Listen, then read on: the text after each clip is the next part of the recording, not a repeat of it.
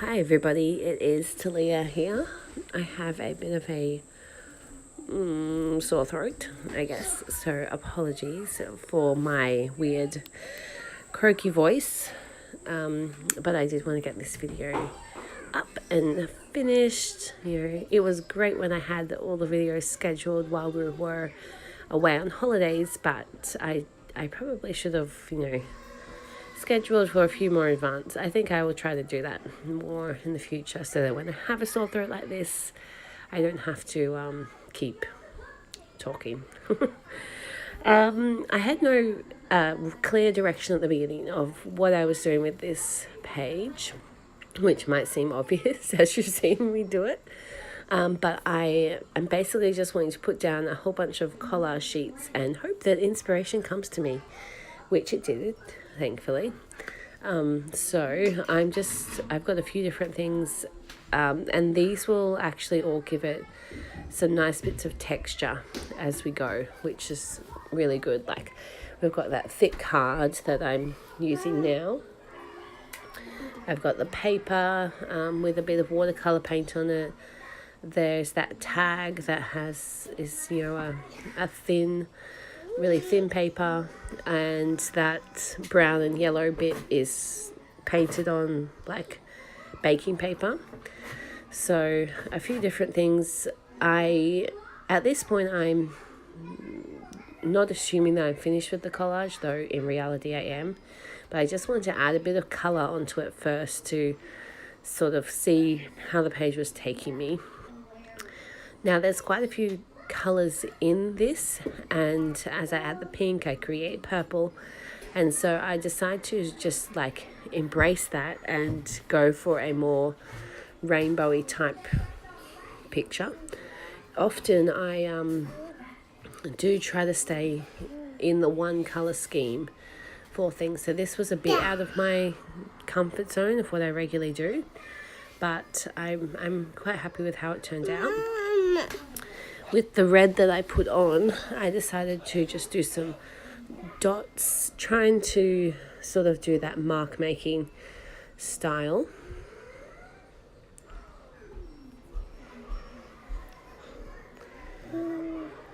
And in the spirit of that, I've also got this tool that makes marks, though I've let my paint dry a little bit, so excuse me.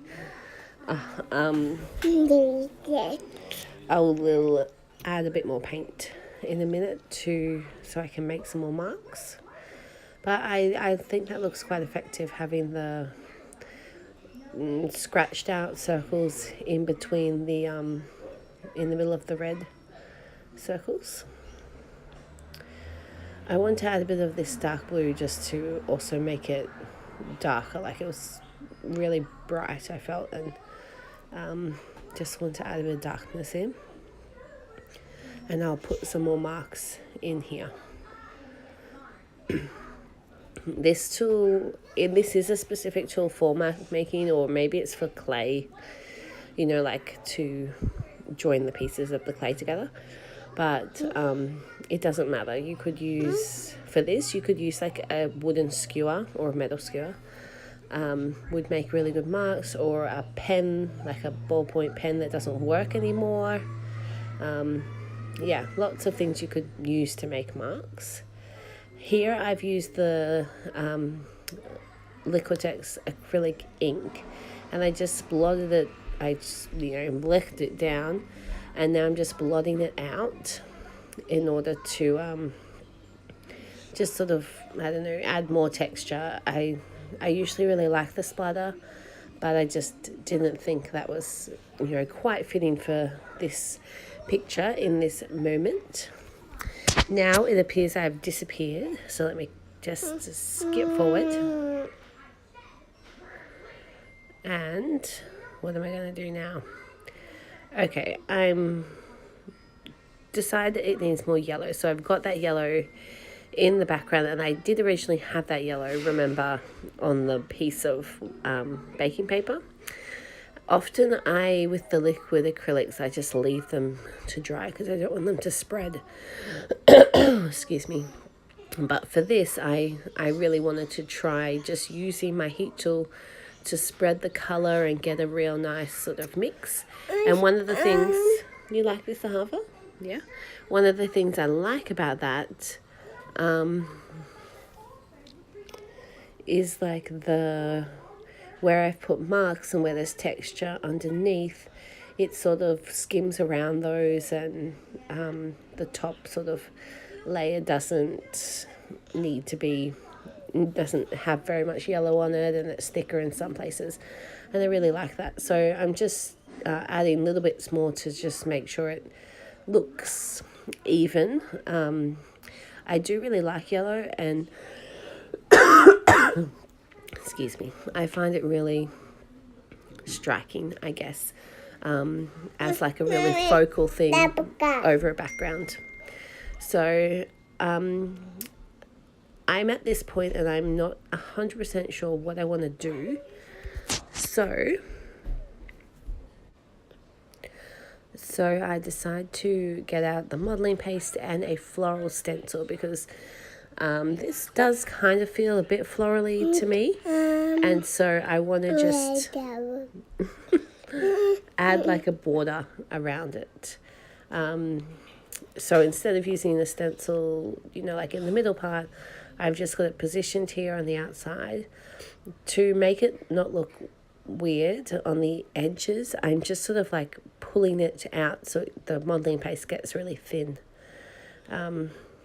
You can see there, that was a good one. I'm not too worried if paint does get into it, because could have been more patient and let it dry if I was worried about that. But I think that's all part of it, and I don't think it detracts from it particularly.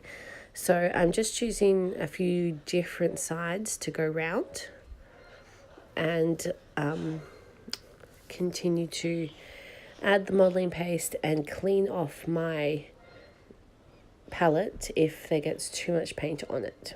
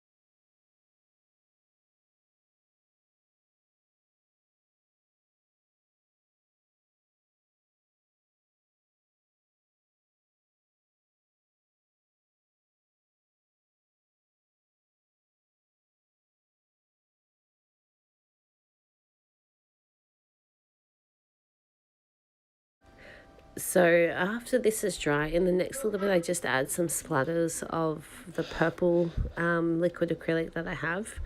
And what I don't show you in this video, because I forgot to record that part, is how I finish it off. I went away for most of the day, and when I came back I was like, it's still just not completely finished. If I had a black gelato, that was what I was hoping I would have to put around the edge, and then I could water it down and it would just be really nice and not too black, because I had considered using like black gesso around the edges, just to make a bit more of a border. But what I end up doing is using a really thick gold paint that I have, and you'll see this in the close-ups like in a second. And yeah, you can see here, so I just added that around the edge. I guess in the end it like blocks the colour from coming all the way to the edge, and I think that's what's effective about it. Anyway, that's the end of the video. I hope you enjoyed it. Leave me a like, whatever, leave a comment, subscribe.